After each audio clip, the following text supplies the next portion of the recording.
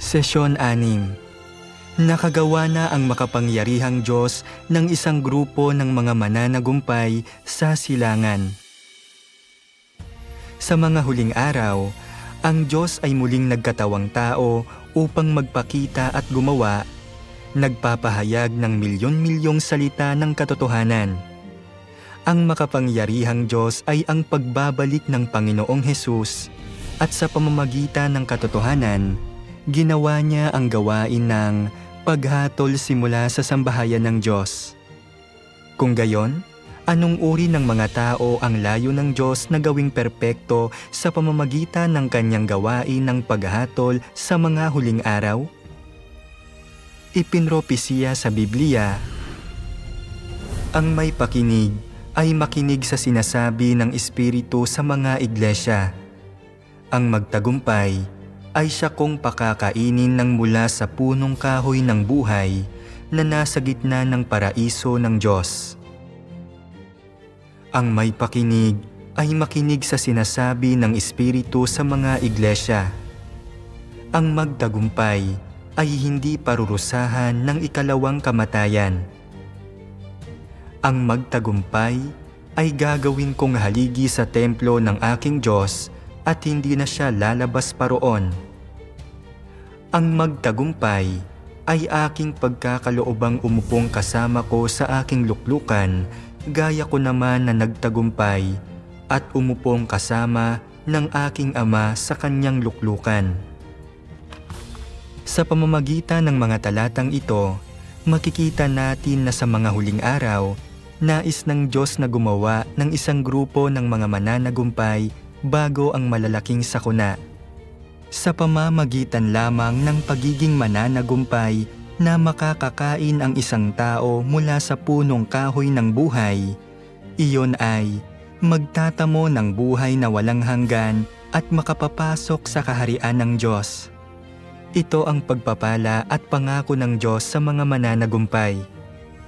Sila ang bunga na nakamit ng Diyos sa huli sa pamamagitan ng kanyang 6,000 taong plano ng pamamahala.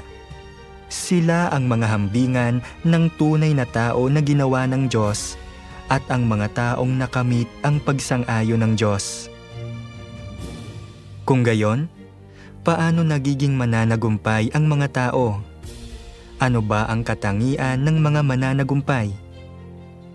Magbasa tayo ng ilang talata sa Biblia upang maunawaan. Ang magtagumpay ay gagawin kong haligi sa templo ng aking Diyos at hindi na siya lalabas pa roon. At isusulat ko sa kanya ang pangalan ng aking Diyos at ang pangalan ng bayan ng aking Diyos, ang bagong Jerusalem na mananaog buhat sa langit mula sa aking Diyos, at ang aking sariling bagong pangalan. Ang mga ito'y ang binili sa gitna ng mga tao na maging mga pangunahing bunga sa Diyos at sa Kordero. At sa kani-kanyang bibig ay walang nasumpungang kasinungalingan. Sila'y mga walang dungis. Ang mga ito ay ang nanggaling sa malaking kapighatian at nagsipaglaban ng kanilang mga damit at pinaputi ang mga ito sa dugo ng kordero. Mapapalad ang mga inuusig dahil sa pagsunod sa matuwid, sapagkat kabilang sila sa kaharian ng langit.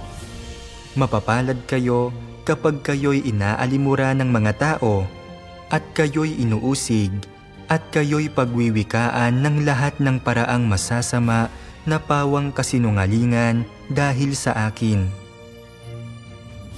Sabi ng makapangyarihang Diyos, dati ko nang nasabi na natatamo mula sa silangan ang isang pangkat ng mga mananagumpay na nagmumula sa gitna ng malaking kapighatian. Ano ang ibig sabihin ng mga salitang ito? Ang ibig sabihin ng mga ito ay ang mga taong ito na natamo na ay tunay lamang na mapagpasakop sila matapos dumaan sa paghatol, pagkastigo, pagpupungos at lahat ng uri ng pagpipino. Hindi malabo bagkus ay tunay ang paniniwala ng mga ganoong tao. Hindi pa sila nakakakita ng anumang mga tanda at kababalaghan o anumang mga himala. Hindi sila nakakapagsalita ng matatayog na salita at doktrina o nakakapagsabi ng malalalim na kabatiran. Sa halip, mayroon silang realidad at mga salita ng Diyos at isang praktikal at tunay na kaalaman sa Diyos. Hindi ba't ang ganoong grupo ay may higit na kakayahang gawing malinaw ang dakilang kapangyarihan ng Diyos? Yaong mga tinutukoy ng Diyos na mga mananagumpay ay yaong mga nagagawa pang manindigan sa kanilang pagsaksi at mapanatili ang kanilang orihinal na tiwala at kanilang katapatan sa Diyos kapag nasa ilalim sila ng impluwensya ni Satanas at nilulusob ni Satanas. Ibig sabihin, kapag nasa gitna sila ng mga puwersa ng kadiliman. Kung nagagawa mo pa ring magpanatili ng isang dalisay na puso sa harap ng Diyos at ng tunay na pagmamahal para sa Diyos anuman ang mangyari, ikaw ay naninindigan sa iyong pagsaksi sa harap ng Diyos at ito ang tinutukoy ng Diyos na pagiging isang mananagumpay. Mula sa mga banal na kasulatang ito at sa mga salita ng Diyos, mauunawaan natin ang mga kondisyon upang maging isang mananagumpay. Una, ang mga mananagumpay ay yaong mga nakalabas sa malaking kapighatian.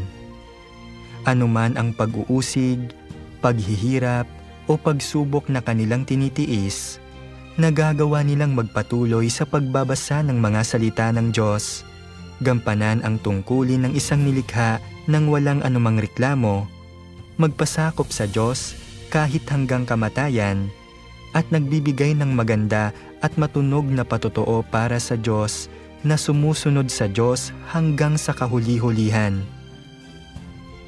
Pangalawa, ang mga mananagumpay ay nakakilala at tinanggap ang bagong pangalan ng Diyos. Pangatlo, ang mga mananagumpay ay sumusunod sa kordero saan man siya pumaroon. Sumasabay sila sa gawain ng banal na espiritu at tinatanggap ang mga bagong salita at gawain ng Diyos. Pang-apat, nakikita ng mga mananagumpay ang mga pakana ni Satanas at walang sino man ang makaliligaw sa kanila. Panglima, ang mga mananagumpay ay isang grupo ng mga tao na nakaranas ng paghatol at pagkastigo ng Diyos. Ang kanilang mga tiwaling disposisyon ay medyo nalinis at nakapagbigay sila ng tunay na mga patotoong batay sa karanasan. Ang mga nakatutugon lamang sa mga kondisyong ito ang maaaring maging mga mananagumpay, mamuhay sa liwanag ng Diyos at maging karapat-dapat na pumasok sa kaharian ng Diyos. Sa pamamagitan lamang ng pagsalubong sa Panginoon bago ang mga sakuna, maaari tayong maging mga mananagumpay. Ngayon, nakagawa na ang makapangyarihang Diyos ng isang grupo ng mga mananagumpay. Tinalikuran nila ang lahat upang ipalaganap ang ebanghelyo ng kaharian. Kaya, saan ginawa ng Diyos ang unang grupo ng mga mananagumpay? Nakagawa na ang Diyos ng isang grupo ng mga mananagumpay sa silangan. Magbasa muna tayo ng ilang talata sa Biblia upang makakuha ng ilang pahiwatig. Ang mga ito ay ang nanggaling sa malaking kapighatian at nagsipaglaban ng kanilang mga damit at pinaputi ang mga ito sa dugo ng kordero. Sapagkat mula sa sinisikatan ng araw hanggang sa nilulubugan ni Yaon, magiging dakila ang aking pangalan sa mga hentil, sabi ni Jehovah ng mga hukbo. Sapagkat gaya ng kidlat na kumikislap sa silanganan at nagliliwanag hanggang sa kanluran, gayon din naman ang pagparito ng anak ng tao. At aking gagawing daan ang lahat ng aking mga bundok at ang aking mga lansangan ay patataasin. Narito, ang mga ito'y manggagaling sa malayo, at narito, ang mga ito ay mula sa hilagaan at mula sa kalunuran, at ang mga ito ay mula sa lupain ng sinim. At inihagis ang malaking dragon, ang matandang ahas, ang tinatawag na Diablo at Satanas, ang dumadaya sa buong sanlibutan. Siya'y inihagis sa lupa, at ang kanyang mga anghel ay inihagis na kasama niya. Mula sa banal na kasulatan, makikita natin na ang lugar ng gawain ng Diyos sa mga huling araw ay nasa silangan ng mundo, sa isang bansang higit na lumalaban sa Diyos, isang bansang may pinakamatinding pag-uusig ng mga Kristiyano. Ang bansang ito ay isang bansang hentil. Ibig sabihin, ang mga tao nito ay hindi naniniwala sa Diyos o sumasamba sa Diyos. Ang dragon ang simbolo ng bansang ito, at ang lugar na ito ay dating kilala bilang lupain ng sinim. Mga kapatid, aling bansa ang nakatutugon sa mga kondisyong ito? Tama, ang bansang ito ay China. Kapag binabanggit ng banal na kasulatan ang mga mananagumpay na lumalabas sa malaking kapighatian, nangangahulugan ito na halos hindi sila nakaligtas na muntik nang mawala ang kanilang mga buhay. Ang unang grupo ng mga mananagumpay ay ang hinirang na mga tao ng Diyos sa China at naranasan nila ang malupit na pag-uusig, pag-aresto, pagkakulong at pagpapahirap ng Partido Komunista ng China. Tunay na nakalabas sila sa malaking kapighatian. Ang China ay matatagpuan sa silangan ng mundo. Ito ay isang atehistang bansa na may populasyon na 1.5 bilyong katao. Gayunpaman, wala pang 4% ng kabuuang populasyon nito ang naniniwala sa Diyos na ginagawa itong isang bansang hentil. Kung magsasaliksik ka, makikita mo na ang lupain ng sinim ay tumutukoy sa China. Ang China ay isang bansa kung saan ang simbolo nito ay ang dragon at tinatawag ng mga Chino ang kanilang sarili na mga inapo ng dragon. Kaya, sinimulan ng Diyos ang kanyang gawain ng paghatol sa China sa mga huling araw upang gawing perpekto ang isang grupo ng mga mananagumpay na ganap na naaayon sa mga propesiya sa Biblia. Ang China ay isang ateistang bansa. Sa simula ng pamumuno nito, sinimulan ng Partido Komunista ng China na supilin at ipagbawal ang Katolisismo, Kristyanismo at iba't ibang paniniwala sa relihiyon. Naniniwala ang Partido Komunista ng China sa ateismo at materialismo. Hayagang ipinahayag nito na walang anumang tagapagligtas kailanman. Ang layunin nito ay alisin ang lahat ng paniniwala sa relihiyon, isakatuparan ang komunismo at gawin ang China at ang mundo na isang lugar ng ateismo. Sa makatuwid, nagkikimkim ito ng matinding pagkamuhi sa Kristyanismo at Katolisismo.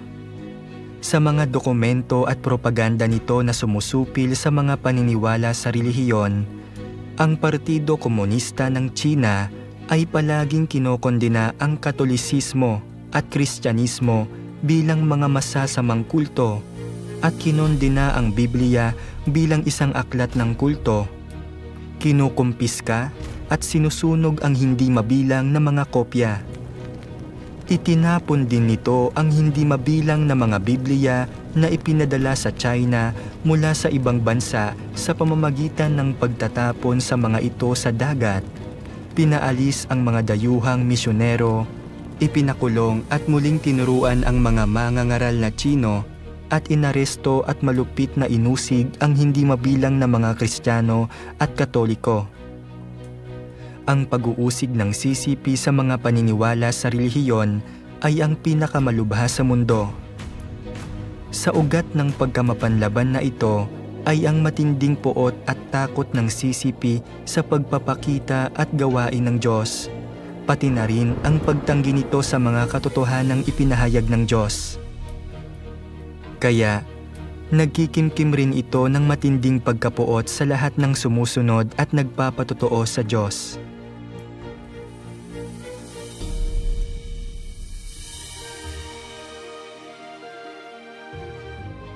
Ang Kristo ng mga huling araw, ang makapangyarihang Diyos, ay nagpahayag ng milyon-milyong salita sa "Ang salita ay nagpapakita sa katawang tao." Ang mga tao mula sa lahat ng relihiyon at denominasyon at mula sa lahat ng antas ng pamumuhay na nagmamahal sa katotohanan at nananabik sa pagpapakita ng Diyos ay nabasa ang mga salita ng makapangyarihang Diyos at pinatunayan na ang mga ito ay may awtoridad at kapangyarihan, ay mga pagpapahayag ng katotohanan at talagang tinig ng Diyos. Sunod-sunod nilang tinanggap ang gawain ng makapangyarihang Diyos sa mga huling araw at bumalik sa harap ng trono ng Diyos. Sa loob lamang ng 20 taon, ilang milyong tao sa buong kalakhang lupain ng China ang bumaling sa makapangyarihang Diyos. Sa nakalipas na mga taon, ang ebanghelyo ng kaharian ng makapangyarihang Diyos ay sunod-sunod na lumaganap sa maraming bansa at rehiyon sa ibayong dagat at parami ng paraming mga tao sa buong mundo ang tumatanggap ng ebanghelyo ng kaharian ng mga huling araw. Ang CCP ay partikular na nababahala sa mabilis na pag-unlad at paglago ng ang Iglesia ng makapangyarihang Diyos. Dahil ito ay higit na natatakot sa pagpapakita at gawain ng Diyos, ang pagdating ng Diyos upang iligtas ang sangkatauhan. Ito ay lalong natatakot sa paglaganap ng katotohanan ng mga salita ng makapangyarihang Diyos na nagtatamo ng kapangyarihan sa lupa. Natatakot ito sa mga Kristiyanong nagpapatotoo sa pagpapakita at gawain ng Diyos, at natatakot na tatanggapin ng lahat ng sangkatauhan ang gawain ng makapangyarihang Diyos sa mga huling araw, maunawaan ang katotohanan sa pamamagitan ng kanyang mga salita, makita ang kasamaan at reaksyonaryong diwa ng CCP, at sa huli ay tanggihan ito mula sa kanilang mga puso. Kung mangyayari iyon, ang masasamang ambisyon at pakikipagsabwatan ng CCP na permanenteng kontrolin at alipinin ang mga Tsino at upang pamahalaan ang mundo ay ganap na mawawasak. Upang mapanatili ang autokratikong rehimen nito at gawin ang Tsina na isang lugar ng ateismo, noong 1991 nang magpakita ang makapangyarihang Diyos at sinimulan ang kanyang gawain, nagsagawa ang CCP ng malawakang panunupil at pag-aresto laban sa ang Iglesia ng makapangyarihang Diyos. Ang pag-uusig ng CCP sa hinirang na mga tao ng Diyos sa ang Iglesia ng makapangyarihang Diyos ay partikular na matindi. Ang grupo ng mga mananagumpay na nagawa na ng Diyos sa mga huling araw ay nabuo sa ilalim ng gayong pag-uusig at kapighatian. Makikita natin na ang Diyos ay gumagawa muna ng isang grupo ng mga mananagumpay sa China, isang bansang pinakamatinding lumalaban sa Kanya gaya ng sinasabi ng mga salita ng makapangyarihang Diyos. Ang gawain ni Jehovah ay ang paglikha sa mundo. Iyon ang simula. Ang yugto na ito ng gawain ay ang katapusan ng gawain at ito ang konklusyon. Sa simula, isinagawa ang gawain ng Diyos sa mga taong hinirang sa Israel at ito ang simula ng isang bagong panahon sa pinakabanal sa lahat ng lugar. Ang huling yugto ng gawain ay isinasagawa sa pinakamarumi sa lahat ng bansa upang hatulan ang mundo at wakasan ang kapanahunan.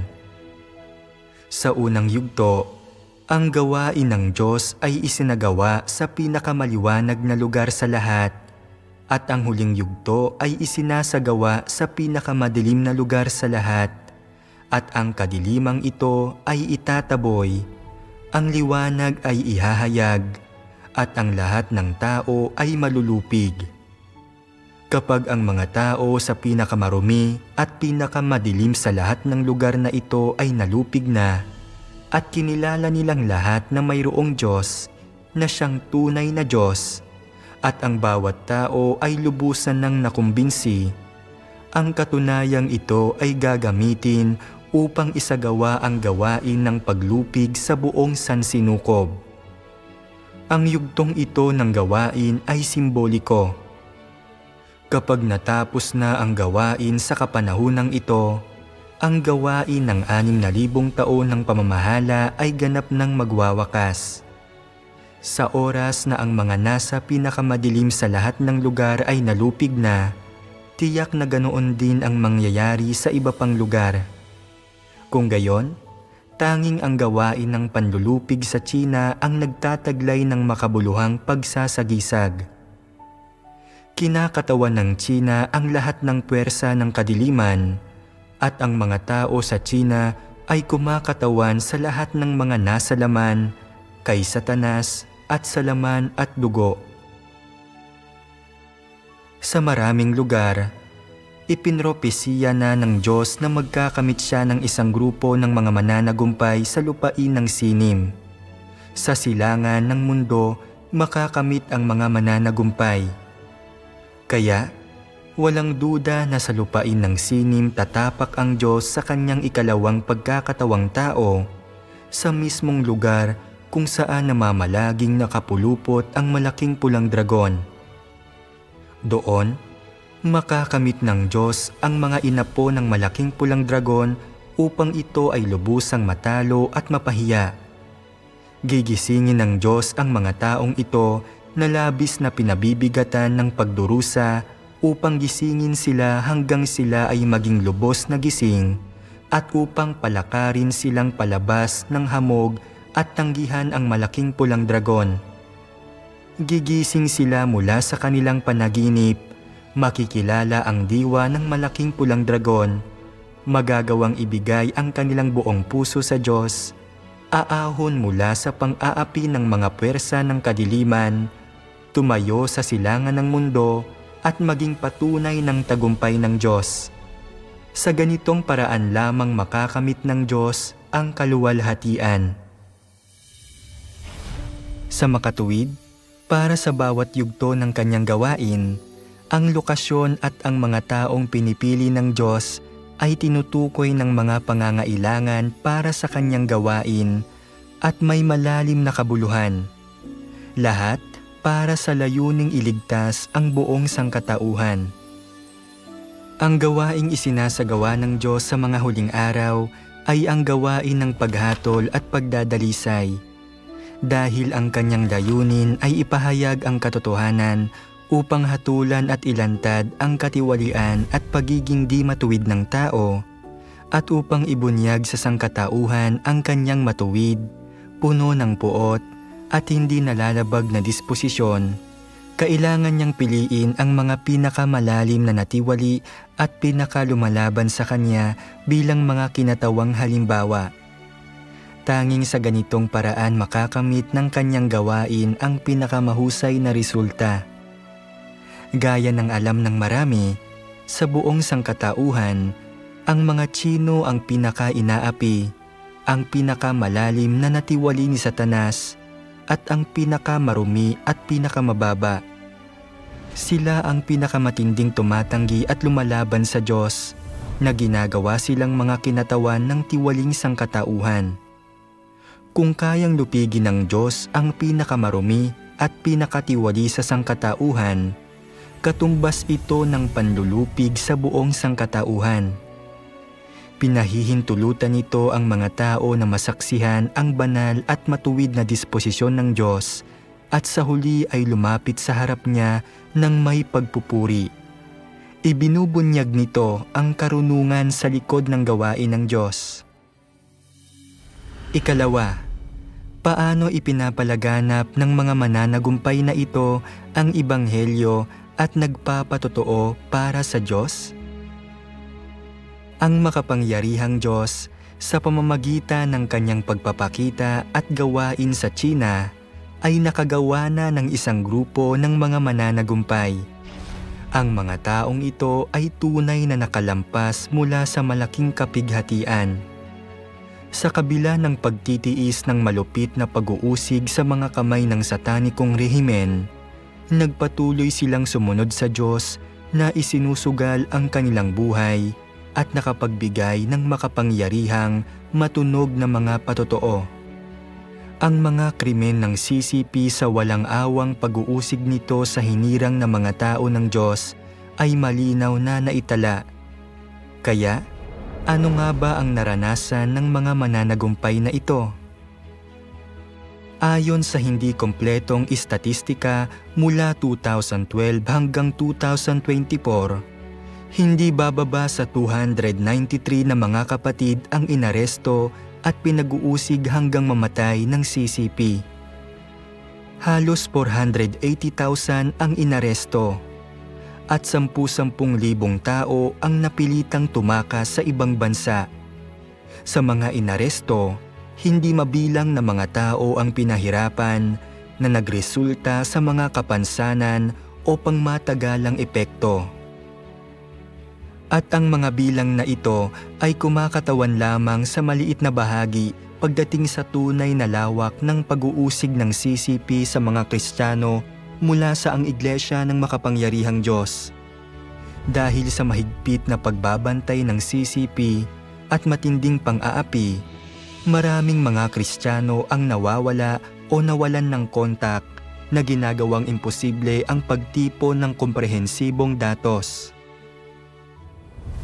Sa kabila ng walang awang pag-uusig ng CCP, nanatiling hindi natitinag ang kapasyahan ng mga kapatid na ipalaganap ang Ebanghelyo at magpatotoo sa Diyos. Sa gitna ng kanilang pasakit at pagdurusa, patuloy silang nagpatotoo bilang mga mananagumpay. Sa buong kalakhang lupain ng China, mula sa lahat ng denominasyon, yaong mga taimtim na naghahanap sa katotohanan at taos-pusong hinahangad ang Diyos ay bumalik sa makapangyarihang Diyos. Milyon-milyon ang tumanggap sa gawain ng Diyos. Nakagawa na ang Diyos ng isang grupo ng mga mananagumpay sa China, mga taong nagkakaisa sa puso at isip sa Kanya. Ang Ebanghelyo ng Kaharian ay hindi lamang lumaganap sa buong kalakhang lupain ng China, ngunit matagal na ring umabot sa maraming bansa sa ibayong dagat. Ang mga salita ng Diyos at ang Kanyang pangalan ay lumaganap sa 10-10 milyong mga kabahayan at milyon-milyon na ang tumanggap sa pangalan ng makapangyarihang Diyos. Mula sa paglaganap ng Ebanghelyo ng Kaharian, nakita natin ang pagkamakapangyarihan sa lahat ng Diyos. Gaano man kalawak ang mga puwersa ni Satanas o kung paano sila nagsasanib puwersa upang labanan ang gawain ng Diyos, ang kanilang mga pagsisikap sa huli ay walang kabuluhan. Panoorin natin ngayon ang mga patotoong batay sa karanasan ng mga kapatid na Chino upang maunawaan kung paano sila naninindigan ng matatag sa kanilang patotoo at binibigyang kasiyahan ang Diyos sa gitna ng pag-uusig at kapighatian.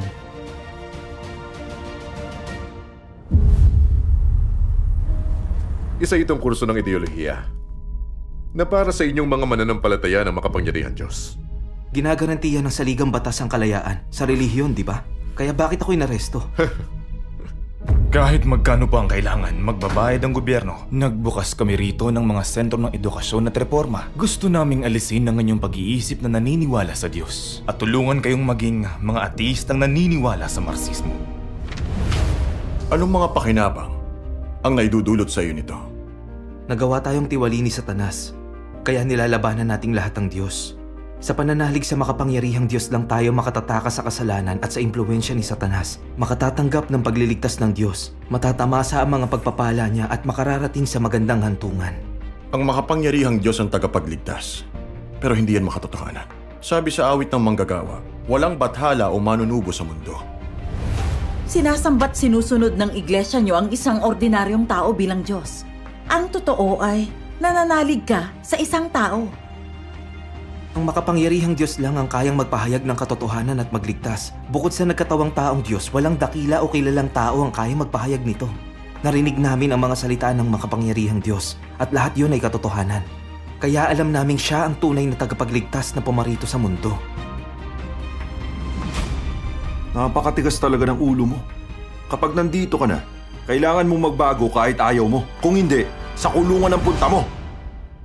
Kung saan namumuno ang CCP, di ka mabubuhay ng dito sinusunod. Madilim na lugar ang kulungan at matinding nagdurusa ang mga mananampalataya ng Diyos sa kulungan. Yung iba namatay pa roon. Pastor Wang, ang mga banal na sumunod sa kanya sa mga nagdaang kapanahunan ay inaresto at ginawang martir. Ito'y panguusig dahil sa pagiging matuwid.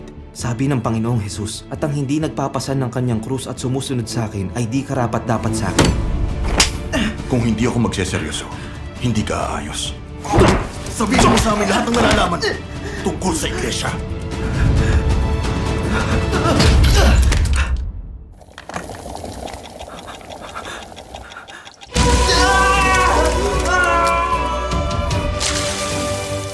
Diyos ko, hindi ko na kaya ito. Pakiusap, protektahan mo po ako. Kapag handang isakripisyo ng mga tao ang kanilang mga buhay, ang lahat ng bagay ay nagiging walang halaga at walang makagagapi sa kanila. Ano ang maaaring maging higit na mahalaga kaysa buhay?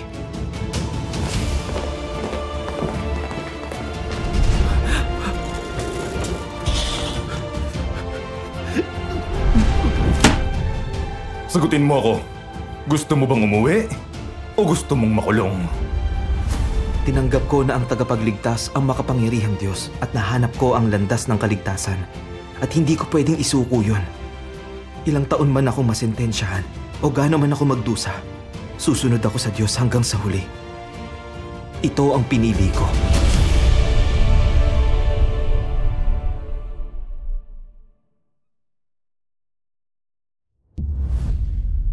Yangi, naiintindihan mo ba ang krimen mo ng pananalig sa Diyos at pag-iibanghelyo?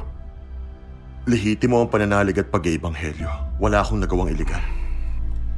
Naparito na ang tagapagligtas. Nagpakita at gumagawa. Siya ang makapangyarihang Diyos. Anong sinasabi mong tagapagligtas? Saan sa mundo may tagapagligtas? Kahit kailan, hindi nagkaroon ng tagapagligtas. Ang CCP ay isang Marxista-Leninista na ateistang partido na sumasalungat sa lahat ng pananalig.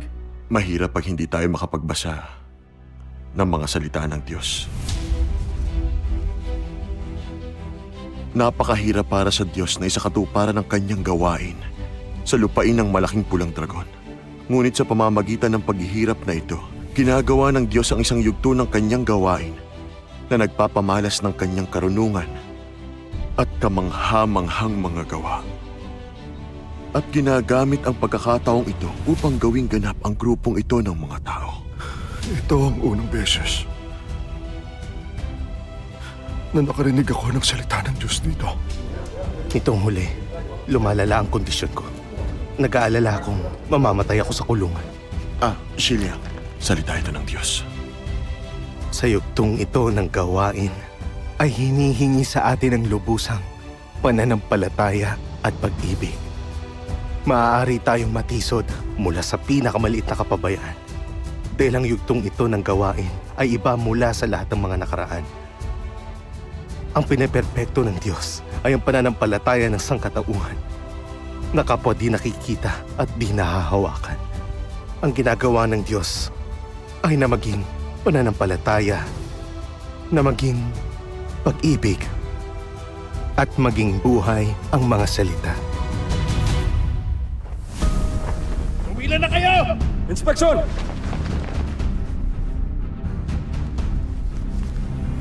Hoy!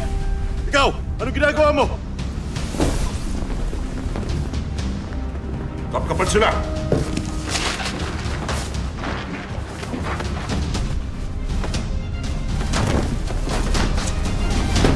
Sino ang nagbigay sa'yo ng sulat? Wisit ka! Papatayin kita kapag hindi mo sinabi! Siya yun! Madalas siya makipag-ugnayan sa mga nananalig sa ibang sektor. Yangi, nanganganib si Goyen. Halugugin niyo mabuti yan! Ang lakas ng loob mo magpasa ng sulat! Dali siya! Ang lakas ng loob mo ah!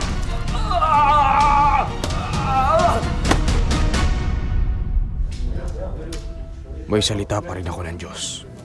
May tapang kang kunin to. Oo. Kailangan lamang marinig ng sangkatauhang ito ang tawag ng lumikha at marinig ang tinig ng lumikha. At tatayo siya at magmamadaling hanapin ang pinagmumulan ng tinig na ito.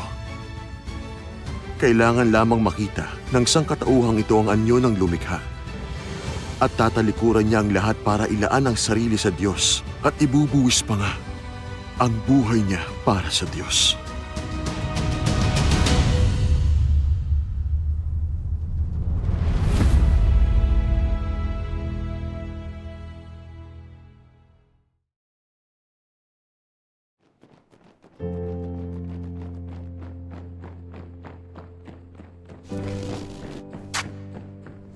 Bilisan mo!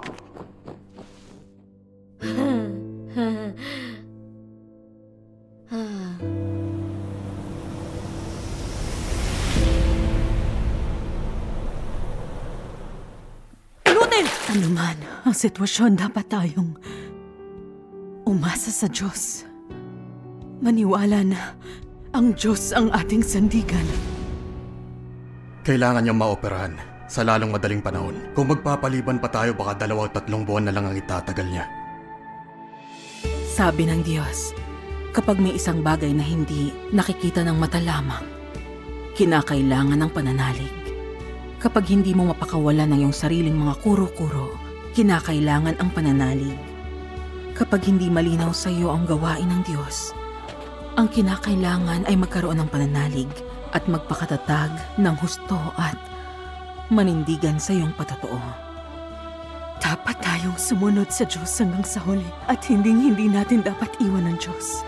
Hindi ba't ito ang kapasyahan mo? Nakalimutan mo na ba? Sumunod sa Diyos. Hindi makalimot.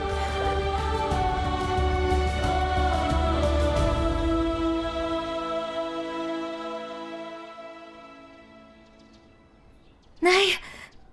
Ang binti mo! Ang binti mo!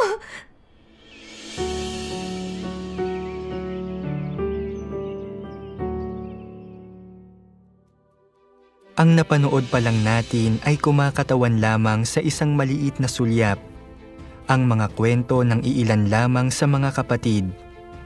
Sa realidad, libo-libo ang mga ganitong kwento. Hindi mabilang na mga kapatid ang nagtiis sa malupit na pag-uusig ng CCP at nagbigay ng makapangyarihang patotoo para sa Diyos. Nanumpa silang susunod sa makapangyarihang Diyos kahit hanggang sa kamatayan. Walang satanikong persa ang makakatalo sa kanila. Ang mga taong ito ay handang ibuwis ang kanilang buhay upang sumunod sa Diyos, na nanatiling tapat sa Kanya hanggang sa huli. Walang makaliligaw sa kanila at walang makakatalo sa kanila. Ito ang grupo ng mga mananagumpay na ginawa ng makapangyarihang Diyos. Ang patotoo ng mga mananagumpay ay isang hindi natitinag na pananalig kahit nasa harap ng kamatayan. Kapag nahaharap sa pang-aaresto at pag-uusig, ibinubuwis nila ang lahat upang manindigan ng matatag sa kanilang patotoo para sa Diyos. Ito ang dahilan kung bakit sila mananagumpay. Yaong mga nakapagbibigay ng malakas at matunog na patotoo sa harap ni Satanas. Ang mga patotoong ito ay tunay at nai-upload online na magagamit ng sinuman upang panoorin anumang oras. Ginagamit ng mga mananagumpay na ito ang kanilang mismong buhay upang magpatotoo sa gawain ng makapangyarihang Diyos, na ipinapakita sa atin na natalo na ng Diyos si Satanas, na buo na ang mga mananagumpay at naisakatuparan na ang dakilang gawain ng Diyos. Bakit kaya, sa kabila ng matinding panunupil, pang-aaresto at pinsalang dulot ng satanikong rehimen, ang grupong ito ng mga tao ay hindi nadurog o naitiwalag. Bakit napakaraming tao, bagaman hinahanap ng mga otoridad, ay patuloy pa rin sa pagtupad sa kanilang mga tungkulin? Ito ay dahil ang maraming katotohanang ipinahayag ng Diyos ay nag-ugat sa kanilang mga puso. Napatunayan ng mga taong ito sa kanilang mga puso na ang makapangyarihang Diyos ay ang tanging tunay na Diyos, kaya mas gugustuhin pa nilang mamatay kaysa magpasakop kay Satanas. Ito ang dahilan kung bakit nagagawa nilang manindigan ng matatag sa kanilang patotoo. Sa pamamagitan ng pagdanas ng paghatol at pagkastigo ng mga salita ng Diyos, ang kanilang mga tiwaling disposisyon ay nadalisay. Ang mga salita ng makapangyarihang Diyos ay naging mismong buhay nila na nagpabago sa kanilang disposisyon sa buhay, at ito ang dahilan kung bakit mayroon silang gayong mga patotoong batay sa karanasan. Ang naghaharing partido ng China ay nagpakilos ng napakaraming lakas tao, maging mga armadong pulisya, sa pagsisikap nitong sugpuin at salakayin ang Iglesia ng makapangyarihang Diyos. Walang denominasyon ang makatitiis sa gayong pang-aapi. Walang organisasyon ang makaliligtas. Ayon sa lohika ng tao, ang Iglesia ng makapangyarihang Diyos ay dapat na matagal nang tumigil sa pag-iral. Gayunpaman, hindi lamang ito nakatiis. Ito ay umunlad na ipinalaganap ang ebanghelyo ng kaharian sa mga bansa sa buong mundo. Makakamit kaya ito sa pamamagitan ng pagsisikap ng tao? Talagang hindi. Ang mga patotoong ito ng mga mananagumpay ay hindi maikakailang patunay ng pagpapakita at gawain ng Diyos sa mga huling araw. Sila ang katibayan ng tagumpay ng Diyos laban kay Satanas at ng kanyang pagliligtas sa sangkatauhan. Walang sino man ang makakatanggi nito, lalo na ang magpawalang bisa nito.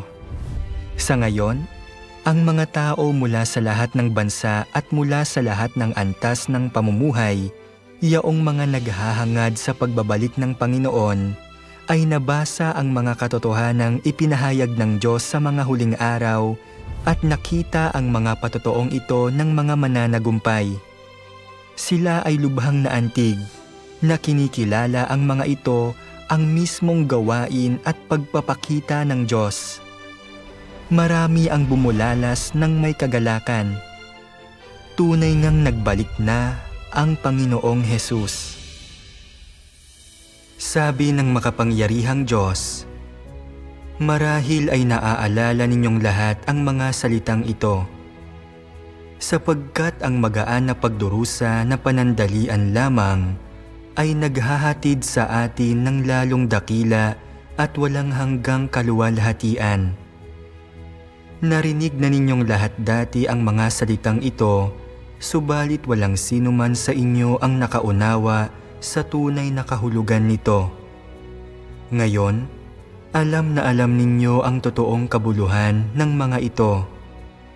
Ang mga salitang ito ay isa sa katuparan ng Diyos sa mga huling araw at matutupad doon sa mga malupit na pinahirapan ng malaking pulang dragon sa lupain kung saan ito nakahimlay na nakapulupot. Ang malaking pulang dragon ay inuusig ang Diyos at kaaway ng Diyos. Kaya nga, ang mga tao sa lupaing ito ay sumasailalim sa pamamahiya at pang-uusig dahil sa pananampalataya nila sa Diyos, at natutupad ang mga salitang ito sa inyo, ang grupong ito ng mga tao bilang resulta. Huwag kang masiraan ng loob, huwag manghina, at gagawin kong malinaw ang mga bagay-bagay para sa iyo. Ang daan tungo sa kaharian ay hindi masyadong patag. Walang ganyan kasimple. Nais ninyo na madaling magkamit ng mga pagpapala, hindi ba? Ngayon, ang bawat tao ay magkakaroon ng mapapait na pagsubok na haharapin. Kung wala ang mga ganitong pagsubok, ang mapagmahal na pusong taglay ninyo para sa akin ay hindi titibay at hindi kayo magkakaroon ng tunay na pag-ibig para sa akin. Kahit na binubuo lamang ang mga pagsubok na ito ng maliliit na bagay, dapat dumaan ang lahat ng tao sa mga iyon. Magkakaiba lamang ang tindi ng mga pagsubok. Ang mga nakikibahagi sa aking kapaitan ay tiyak na makikibahagi sa aking katamisan. Iyan ang aking pangako at ang aking pagpapala sa inyo. Sa gawain ng mga huling araw, hinihingi sa atin ang lubusang pananalig at pag-ibig, at maaari tayong matisod mula sa pinakamaliit na kapabayaan dahil ang yugtong ito ng gawain ay iba mula sa lahat ng mga nauna. Ang pineperpekto ng Diyos ay ang pananalig ng mga tao na kapwa di nakikita at di nahahawakan. Ang ginagawa ng Diyos ay na maging pananalig, pag-ibig at buhay ang mga salita. Dapat makarating ang mga tao sa isang punto kung saan sila ay nakapagtiis na ng daan-daang pagpipino at nagtataglay ng pananalig na mas dakila kaysa sa kay Job, na humihingi sa kanila na magtiis ng di kapani-paniwalang pagdurusa at ng lahat ng uri ng pagpapahirap nang hindi iniiwan ang Diyos magpakailanman. Kapag sila ay mapagpasakop hanggang sa kamatayan at may dakilang pananalig sa Diyos, sa gayon, ang yugtong ito ng gawain ng Diyos ay kumpleto na. Ang mga salita ng Diyos ang nagbigay sa mga tao ng pananalig at lakas. Ito ang resulta ng gawain ng banal na Espiritu. Kung wala ang pagpapakita at gawain ng Diyos, walang sino man ang maaaring manguna sa grupong ito ng mga tao na malalim na natiwali na makalaya mula sa madilim na impluwensya ni Satanas at magbigay ng matagumpay na patotoo. Ito ay lalong nagpapatunay na ang makapangyarihang Diyos ay talagang ang nagbalik na Panginoong Hesus. Ikatlo, mga patotoong batay sa karanasan ng pagiging nalinis sa pamamagitan ng paghatol. Sa patnubay ng mga salita ng makapangyarihang Diyos, ang hinirang na mga tao ng Diyos ay nagtiis ng pag-uusig ng pamahalaan ng CCP. Gayunpaman, nanatili silang tapat sa Diyos hanggang sa kamatayan, hindi kailanman itinatanggi siya, at nagbigay ng malakas at matunog na patotoo. Ito ay patunay bilang makapangyarihang katibayan ng kanilang tagumpay kay Satanas. Gayunpaman, ang mga mananagumpay na ginawa ng Diyos ay hindi lamang ang mga nanindigan ng matatag sa kanilang patotoo para sa Diyos sa harap ng malaking pulang dragon. Higit sa lahat, sila ang mga nagtagumpay sa impluwensya ni Satanas, tinalikuran ang tiwaling disposisyon ni Satanas at nakamit ang katotohanan bilang kanilang buhay. Sila ay nagsasalita at kumikilos ayon sa mga katotohanang prinsipyo. Ang kanilang pananaw sa buhay at mga pagpapahalaga ay nabago at isinasabuhay nila ang wangis ng tunay na sangkatauhan. Ito ang mga tunay na mananagumpay, yaong mga tunay na iniligtas ng Diyos. Ang mga patotoong batay sa karanasan ng mga mananagumpay na ito ay naipublish na lahat online. Kasama rito ang mga patotoo ng pagiging matapat na tao, mga patotoo ng pagwaksi ng pagmamataas at kapalaluan, mga patotoo ng paglutas ng paninibugho, mga patotoo ng pag-alam sa matuwid na disposisyon ng Diyos, mga patotoo ng pagpapasakop sa Diyos, mga patotoo ng pagdanas ng mga pagsubok at kapighatian at iba pa. higit sa libu-libong mga video ng patotoo ng karanasan. Pagdating sa dami at espiritual na lalim, ang mga patotoong ito ay higit pa sa mga matatagpuan sa anumang denominasyon.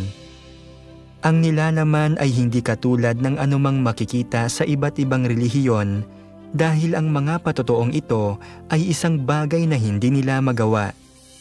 Sa iba't ibang relihiyon, karamihan sa mga patotoo ay nakatuon sa pagtatamasa ng biyaya ng Diyos o pagtanggap ng kanyang mga pagpapala dahil hindi tinanggap ng mga tao doon ang gawain ng makapangyarihang Diyos sa mga huling araw. Hindi nila tinanggap ang lahat ng katotohanang ipinahayag ng makapangyarihang Diyos sa mga huling araw at mas hindi nila naranasan ang paghatol at pagkastigo ng Diyos sa mga huling araw. Sa makatuwid, wala silang mga patotoo ng mga pagbabago sa disposisyon sa buhay. Tanging ang grupong ito, yaong pinamumunuan ng makapangyarihang Diyos, ang Kristo ng mga huling araw, ang nadala sa harap ng Diyos at nakaranas ng paghatol ng malaking puting trono. Sa pamamagitan ng prosesong ito, unti-unting nadadalisay ang kanilang mga tiwaling disposisyon. Ginagamit nila ang kanilang mga personal na karanasan upang magpatotoo na ang paghatol ng malaking puting trono sa mga huling araw ay nagsimula na. Ang makapangyarihang Diyos ay gumawa na ng grupo ng mga mananagumpay sa mga huling araw. Ngayon, manood tayo ng isang video ng patotoong batay sa karanasan. Magbibigay ito ng mas malinaw na pagkaunawa kung paano nararanasan ng hinirang na mga tao ng Diyos ang kanyang paghatol at pagkastigo at kung paano nililinis ang kanilang mga kasalanan sa pamamagitan ng prosesong ito.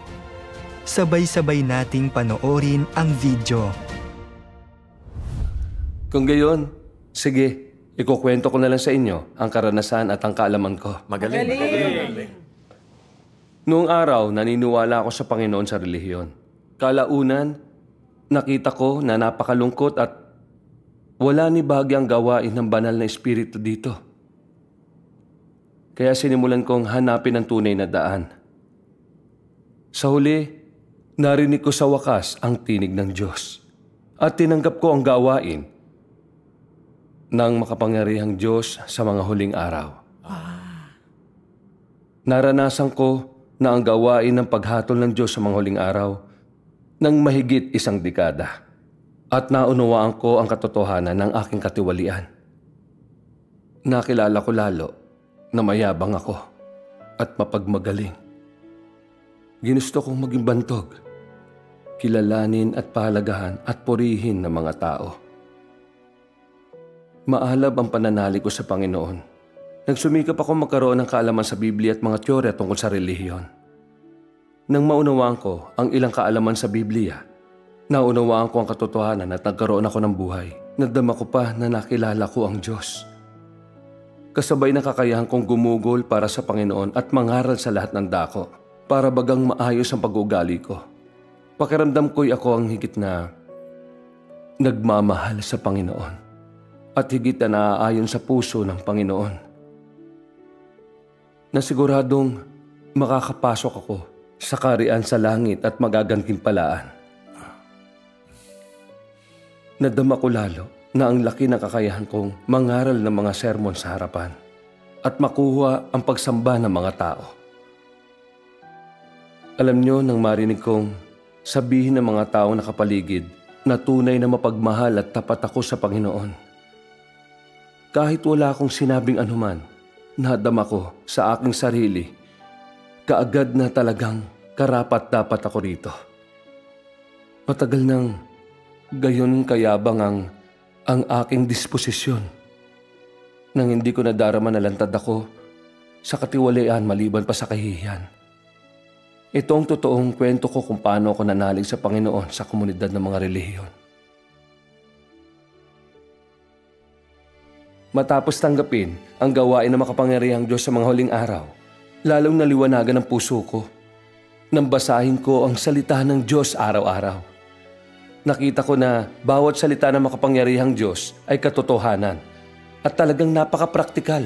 Mabibigyan ng kasiyahan nito ang pangangailangan ng aking buhay at espiritu.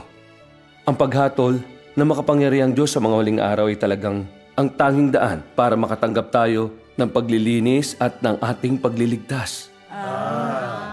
Sa patnubay ng salita ng makapangyarihang Diyos, aktibo akong naging abala sa mga hanay na mga gumagawa ng kanilang mga tungkulin. Hindi naglaon, pinalaki ako ng Diyos para pamunuan ang iglesia. Dahil sa gawain ng banal na espiritu, umunlad ang gawain ng iglesia. Iginalang ako ng ating mga kapatid. Hindi ko mapigil na maging kampante at pahalagahan ang aking sarili.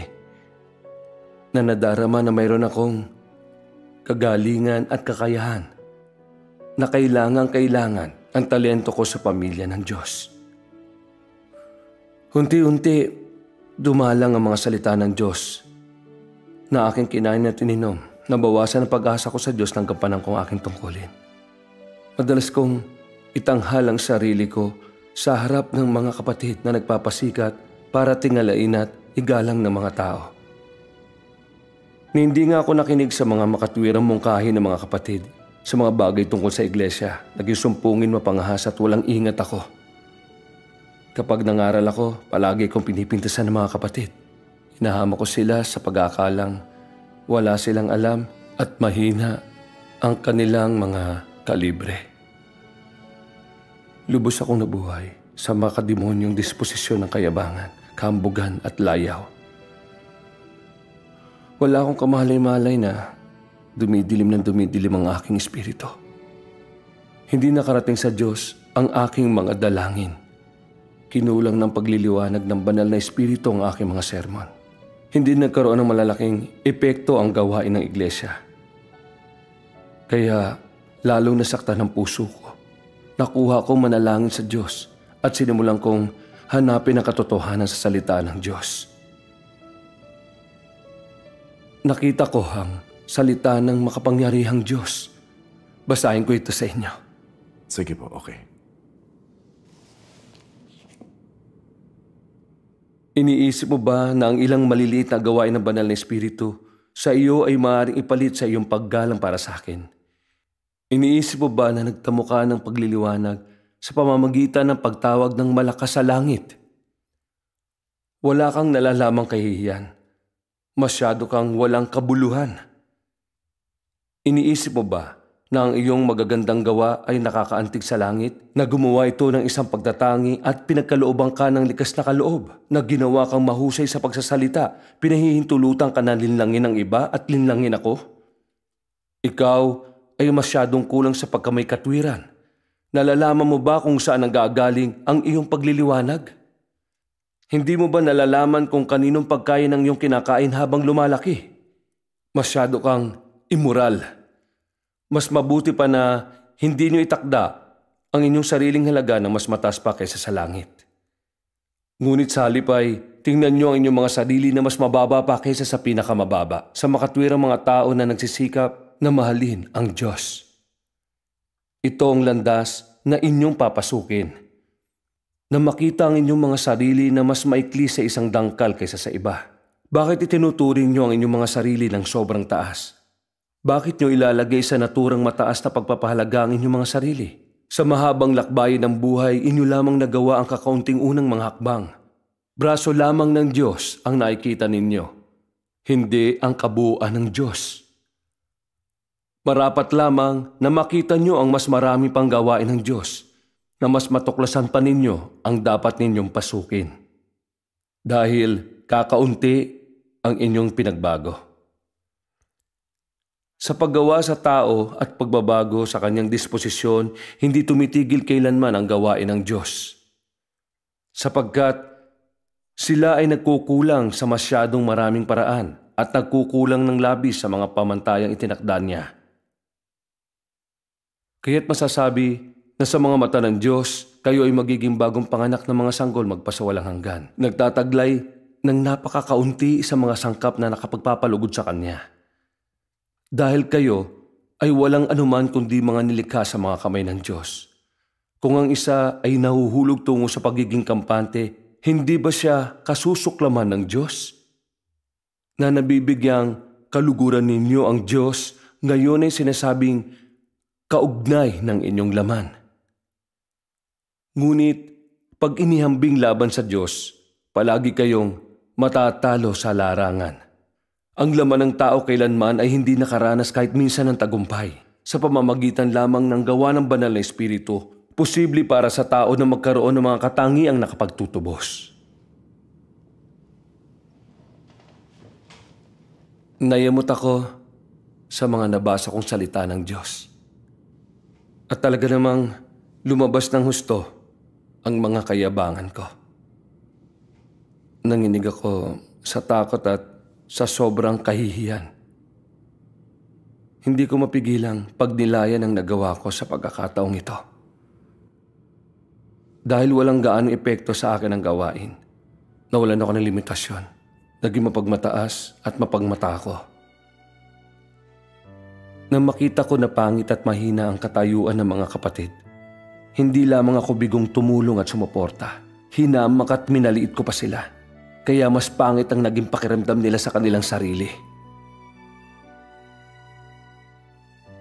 Noon, nakita ko na wala akong naipakita kundi ang disposisyon ni Satanas. Paano ko aakayin ang mga kapatid na makapasok sa realidad ng katotohanan? Talagang gumawa ako noon ng masama at kinalaban ko ang Diyos. Hindi ko mapigilang magpatira pa sa harap ng Diyos sa pagsisisi na kinamumuhian ang sarili ko sa aking ginawa. Sa pamamagitan lamang ng mga biyaya ng Diyos, maaring magkaroon ng kaunting kalidad ang pagkatao ng sino man o magtamo ng ilang resulta sa gawain. Oo, tama talaga siya. Ang tao ay sadyang walang may pagyayabang. Pero sapat ang pagkawalang hiya ko para tangayin ang lahat ng papuri na umagaw sa kaluwalhatian ng Diyos.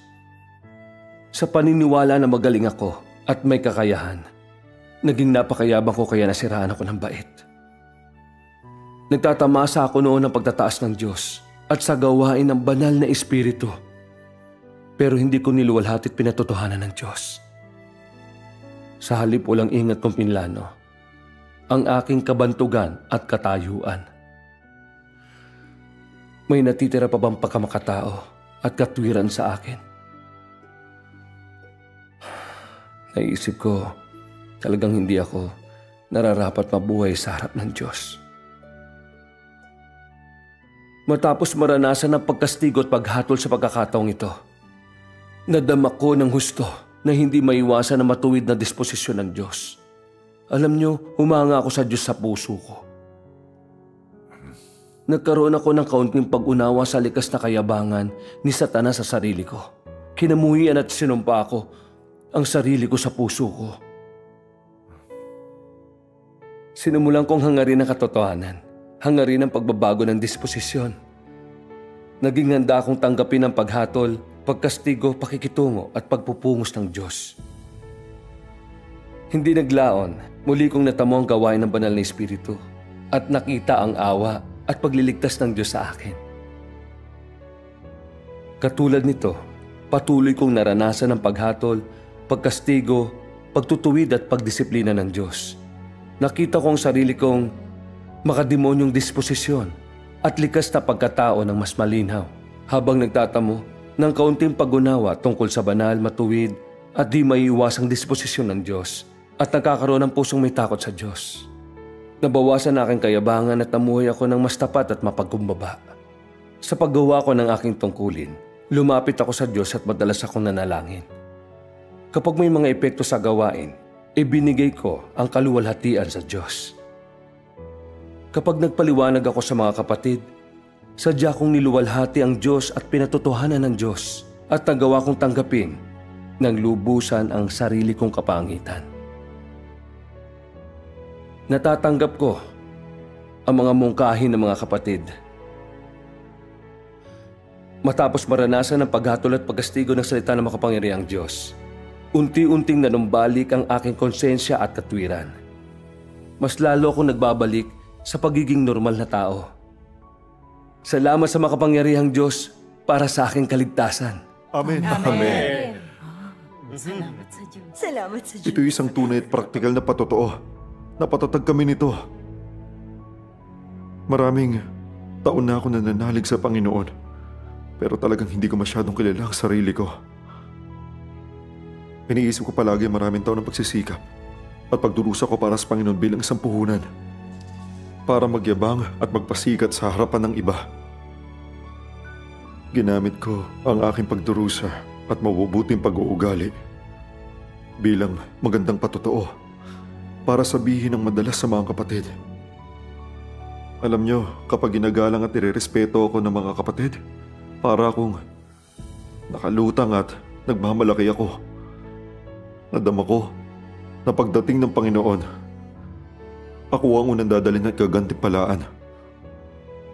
Talagang hiyang-hiya ako matapos kong marinig ang inyong mga patotoo ngayon. At ang tinatawag na mga patotoong ito na ipinamuhay ko, hindi ba lahat ng ito ay disposisyon ng kayabangan at pagmamataas ni Satanas?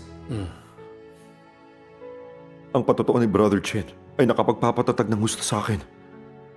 Naranasan ko ang paghatol at pagkastigo ng makapangyarihan Diyos sa mga huling araw. Hindi ba tatanggap din ako ng paglilinis at pagbabago? Tama yan. Alam natin sa pagtanggap lamang ng paghatol tayo mapapadalisay. Mukhang ang gawain ng paghatol ng makapangyarihang Diyos sa mga huling araw ay talaga malilinis at maliligtas sa mga tao. Tama yan. Alam nyo, ito talaga ang tunay na pagpapakita at gawain ng Panginoong Diyos. Amen. Amen. Ang makapangyarihang Diyos ay ang ikalawang pagpaparito ng Panginoong Jesus. Amen. Purihin ng Panginoong Diyos. Ang ating pagtanggap ng pagliligtas at pagpasok sa karayaan ng langit ay hindi na pantasya, kundi isang bagay na maaaring makamtan. Amen. Salamat sa Panginoon. Salamat sa Diyos. Ang mga salitang ibinunyag na makapangyarihan Diyos tungkol sa sitwasyon ng tao ay talaga napaka-praktikal. Brother Chin, natanto mo ang iyong makademonyong disposisyon ng kayabangan at pagmamagaling matapos basahin ang salita ng makapangyarihan Diyos. Tama yan. Alam niyo, kapag ang isang tao ay mayabang ang disposisyon, madali siyang magmalaki at manghamak ng iba. Madali siyang magyabang at magpasikat. Ang ganitong mga pag-uugali ay madalas ibunyag sa atin. Talagang mayroon ito.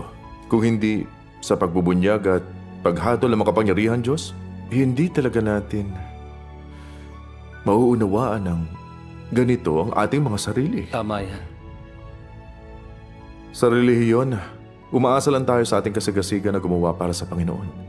Hindi natin nadarama kailanman na mayabang at mapagmagaling tayong mga tao. At hindi rin natin alam sa ating mga ginagawa na sinusunod natin ang disposisyon ni Satanas. Nagsisikap tayo para sa katungkulan at kabantugan at kumikilos para makamtan ang ating personal na mga layunin at mithiin. Nang lingid sa atin at hindi nadarama na nag-iimagsik na pala tayo at kinakalaban natin ang Diyos. Oo, tama ka. Ito ang praktikal na tanong na hindi masasagot sa relihiyon. Sa relihiyon, ang alam lang natin ay tungkol sa paggawa para sa Panginoon pero wala tayong pakialam sa intensyon ng Panginoon. Basta't hindi tayo nagkakasala ng lantaran, pakiramdam natin ay tayo ang pinakamagagaling na tao na higit na nagmamahal sa Panginoon. Matapos makinig sa inyong paliwanag, labis ko nadarama na ang pagdanas ng paghatol sa harap ng luklukan ni Kristo sa mga huling araw ay napakapraktikal at kailangan. Napakaraming ipinahayag ng katotohanan ng makapangyarihan Diyos na talagang naglilinis, nagpapabago at nagpapaperpekto sa tao. Amen. Amen. Mahigit 30 taon na ako nananalig pero hindi pa ako nagkaroon ng gayong patotoo. Nakausap ko ng napakaraming mga pastor at nakita ko ng napakaraming iglesia pero hindi ko pa narinig ang gayong karanasan at patotoo. Mula sa iyong karanasan nakita ko ang paraan para makatanggap ng paglilinis, pagliligtas at makapasok sa karayaan ng langit. Salamat sa makapangyarihan Diyos sa pagpili sa atin at pagbibigay ng pahintulot na marinig natin ang tinig ng Diyos. Amen. Amen. Sa pagkakataong ito na ang pinapangarap na kaharian sa langit. Amen. Amen. Amen. Amen. Totoo talaga. Salamat sa Diyos. Salamat sa Diyos. Purihin ang Panginoon. Si Kristo ng mga huling araw, ang makapangyarihang Diyos, ay nagpahayag ng lahat ng aspekto ng katotohanan na kailangan para sa tiwaling sangkatauhan upang malinis at maligtas. Hinatulan at inilantad niya ang satanikong kalikasan ng tao na nagkakasala at lumalaban sa Diyos, gayon din ang iba't ibang tiwaling disposisyon. Habang mas binabasa natin ang mga salita ng makapangyarihang Diyos at nararanasan ang paghatol at pagbubunyag ng kanyang mga salita, mas nakikita natin kung gaano tayo natiwali ni Satanas. Sa pamamagitan ng pagdanas ng paghatol at pagkastigo ng Diyos, makikita natin ang matuwid na disposisyon ng Diyos na hindi nagpapahintulot ng pagkakasala. Tunay na sinusuri ng Diyos ang puso ng mga tao. Kahit na hindi tayo nagsasabi ng kahit ano ng malakas, ibinubunyag ng Diyos ang mga kaisipan sa ating mga puso at inilalantad ang mga tiwaling bagay na nakatago sa kaibuturan natin na nagpaparamdam sa atin ng matinding kahihiyan at pagkapahiya. Ang isang pusong may takot sa Diyos ay umusbong sa atin. Sa pamamagitan ng pagdanas ng paghatol at pagdadalisay ng makapangyarihang Diyos, naramdaman nating lahat kung gaano katotoo at kapraktikal ang gawain ng Diyos sa pagliligtas sa sangkatauhan. Talagang nakita natin na ang mga salita ng makapangyarihang Diyos ay gumawa na ng isang grupo ng mga mananagumpay na tumutupad sa propesiya sa pahayag.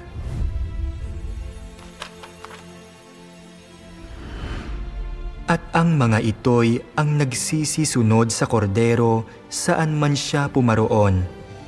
Ang mga ito'y ang binili sa gitna ng mga tao na maging mga pangunahing bunga sa Diyos at sa kordero. At sa kani-kanyang bibig ay walang nasumpungang kasinungalingan. Sila'y mga walang dungis. Ika-4. Ang ebanghelyo ng kaharian ng makapangyarihang Diyos ay lumaganap sa buong mundo.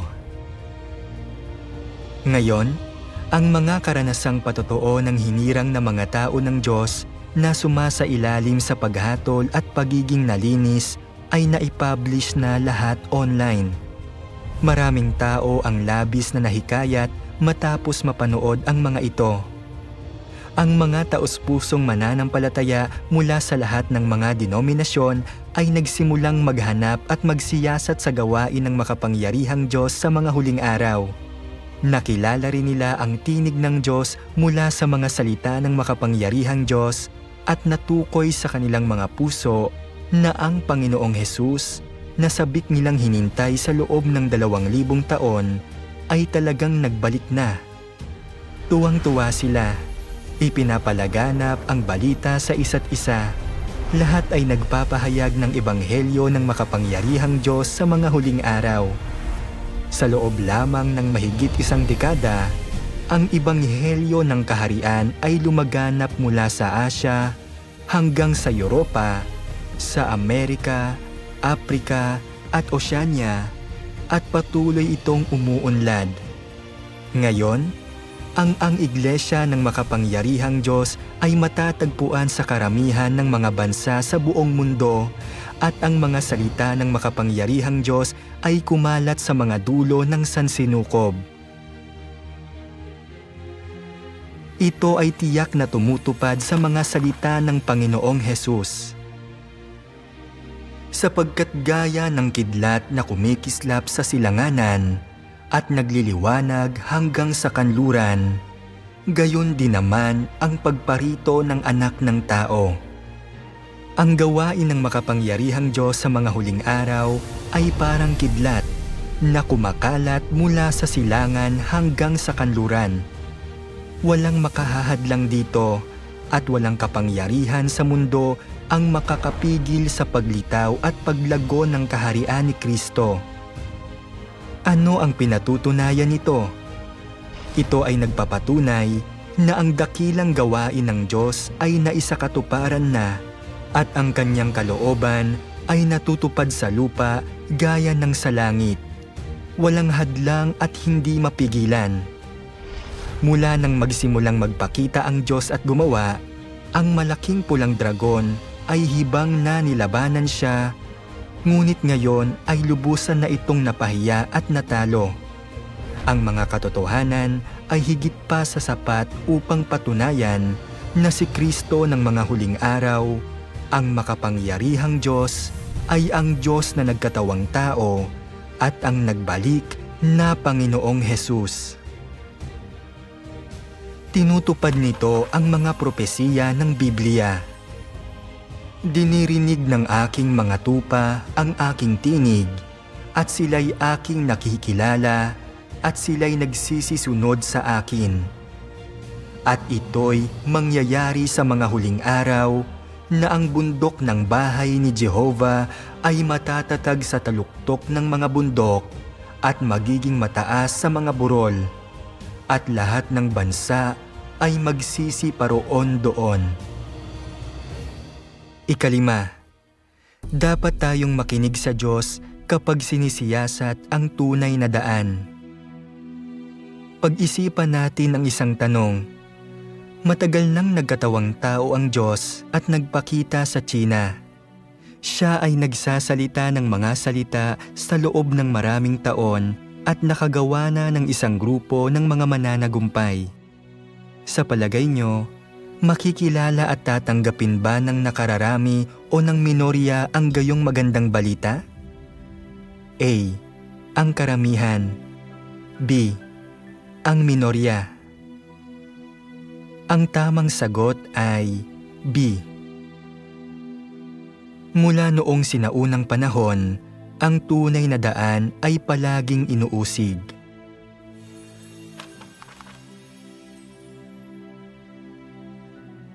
Sinabi ng Panginoong Hesus, sapagkat gaya ng kidlat na kumikislap buhat sa isang panig ng silong ng langit, ay nagliliwanag hanggang sa kabilang panig ng silong ng langit. Gayon din naman ang anak ng tao sa kanyang kaarawan.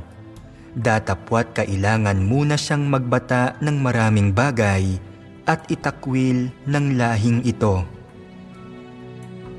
Inilantad din ng Panginoong Hesus, ang lahing ito'y isang masamang lahi, at ito ang kahatulan na naparito ang ilaw sa sanglibutan at inibig pa ng mga tao ang kadiliman kaysa ilaw, sapagkat masasama ang kanilang mga gawa. Sinasabi rin sa Biblia, ang buong sanlibutan ay nakahilig sa masama.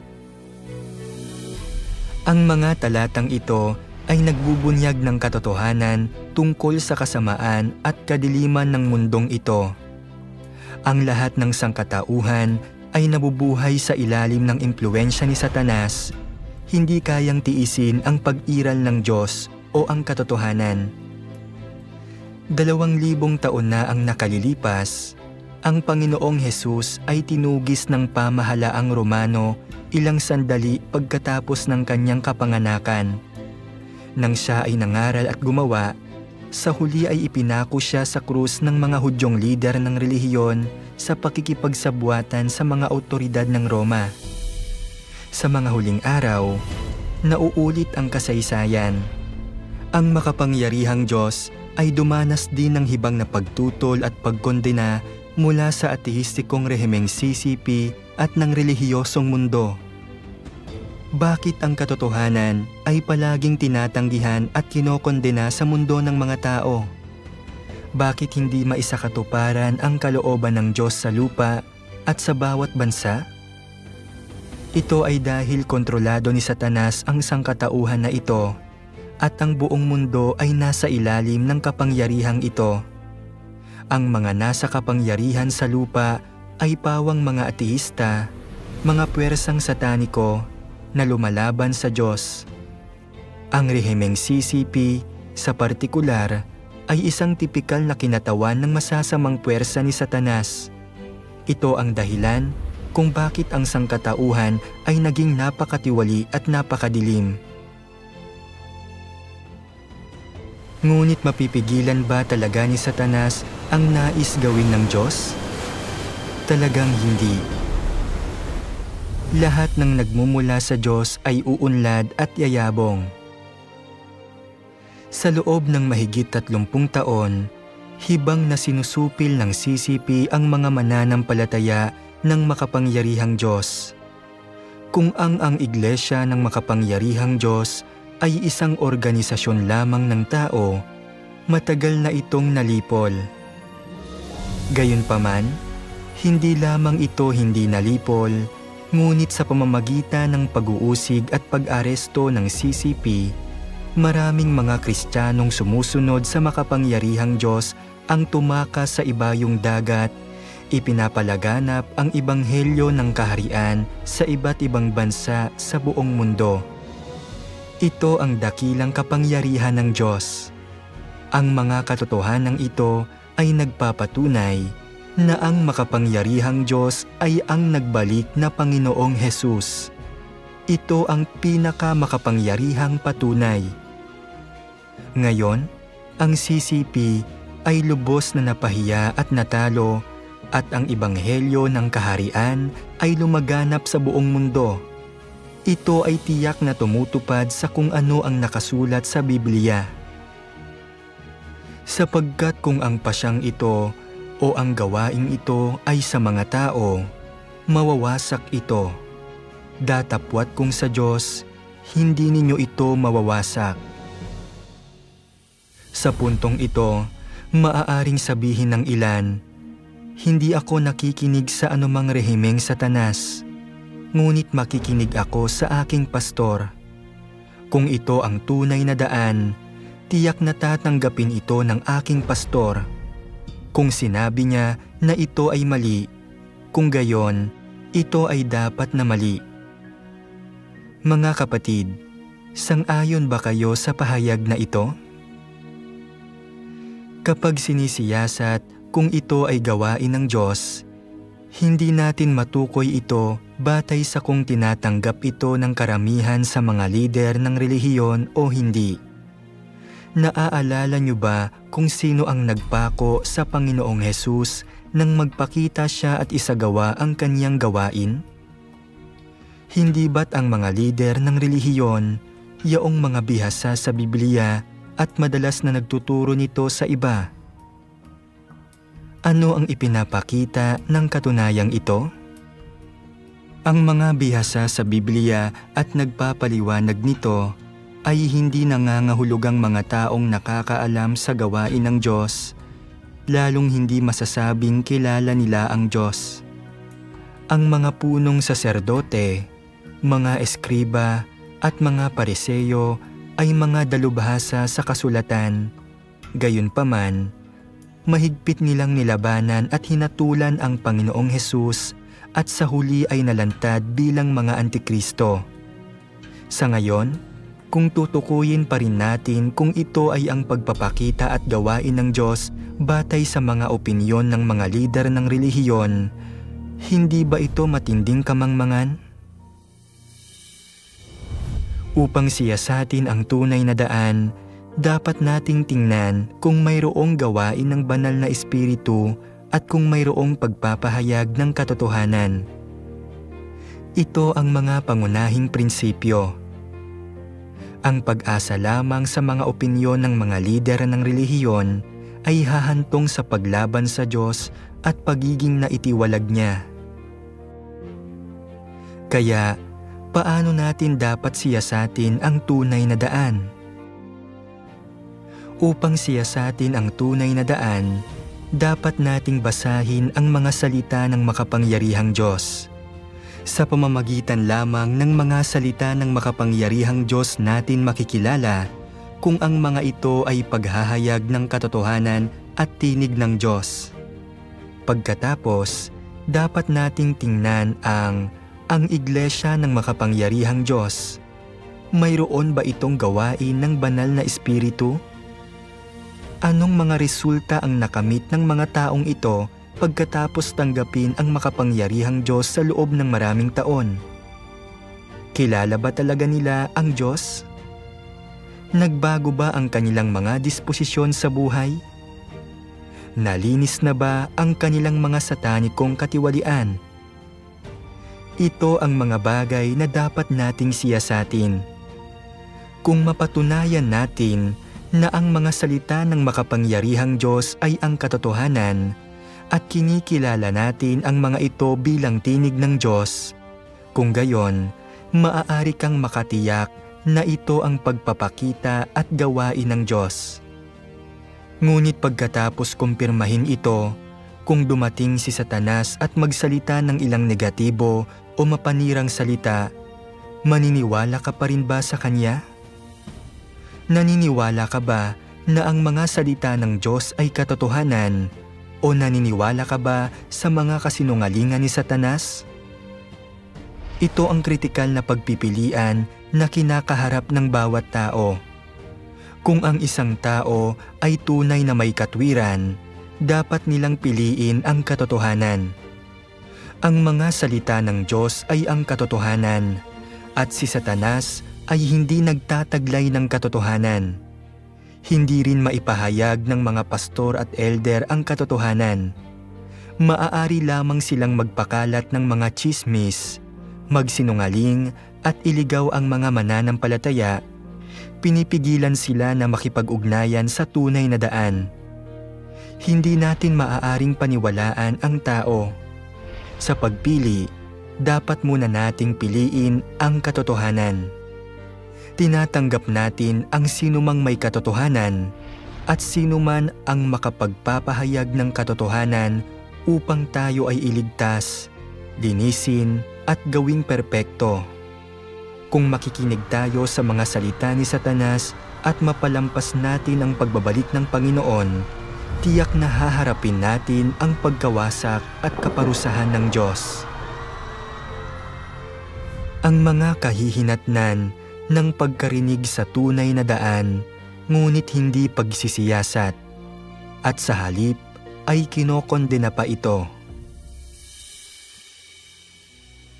Sabi ng makapangyarihang Diyos, naniniwala tayong lahat na walang bansa o puwersa ang makakahadlang sa nais ng Diyos na makamit at na iyong mga sumusubok na humadlang sa gawain ng Diyos, na lumalaban sa salita ng Diyos at na nanggugulo at sumusubok na sirain ang plano ng Diyos ay parurusahan ng Diyos sa huli. Ang sinumang taong lumalaban sa gawain ng Diyos ay ipapatapon ng Diyos sa impyerno. Anumang bansa na lumalaban sa gawain ng Diyos ay wawasakin ng Diyos. Anumang nasyon na tumitindig upang tutulan ang gawain ng Diyos ay buburahin ng Diyos sa daigdig na ito at titigil sa pag-iral. Hinihikayat ko ang mga tao ng lahat ng nasyon, lahat ng bansa, at maging ng lahat ng industriya na makinig sa tinig ng Diyos, masdan ang gawain ng Diyos, at bigyang pansin ang kapalaran ng sangkatauhan. Kaya nagiging pinakabanal ang Diyos, pinaka-pinaparangalan, pinakamataas, at tanging pag-uukulan ng pagsamba ng sangkatauhan, at nagbibigay daan sa buong sangkatauhan na mamuhay sa ilalim ng mga pagpapala ng Diyos, tulad lang ng mga inapo ni Abraham na namuhay sa ilalim ng pangako ni Jehovah, at tulad lang ni Adan at Eva na nilikha ng Diyos sa simula na namuhay sa hardin ng Eden. Ang gawain ng Diyos ay sumusulong tulad ng rumaragasang alon. Walang sino man ang maaaring pumigil sa Kanya, at wala ni isang maaaring magpahinto sa Kanyang mga yapak. Tanging ang mga taong nakikinig ng mabuti sa Kanyang mga salita at mga taong naghahanap at nauuhaw sa Kanya ang maaaring sumunod sa Kanyang mga yapak at makatanggap ng Kanyang pangako. Ang mga tao namang hindi ay sasailalim sa napakalaking kapahamakan at karapat-dapat sa kaparusahan. Kung wala tayong may takot sa Diyos na puso, walang pagkilatis pagdating sa mga tsismis, bulag na sumusunod sa tao, bigong hanapin o siyasatin ang bagong gawain ng Diyos, at madaling naniniwala sa mga tsismis, hindi lamang natin maiwawala ang pagliligtas ng Diyos sa mga huling araw, kundi magiging mga layon din ng pagtaboy at kaparusahan ng Diyos. Bilang mga taong nananampalataya at sumusunod sa Diyos, kapag nahaharap sa gawain ng Diyos sa mga huling araw, dapat natin itong harapin ng may pusong may paggalang, naghahanap at nagsisiyasat ng taos-puso. Sa ganitong paraan lamang tayo makakasabay sa gawain ng Diyos at matatanggap ang kanyang pagliligtas sa mga huling araw.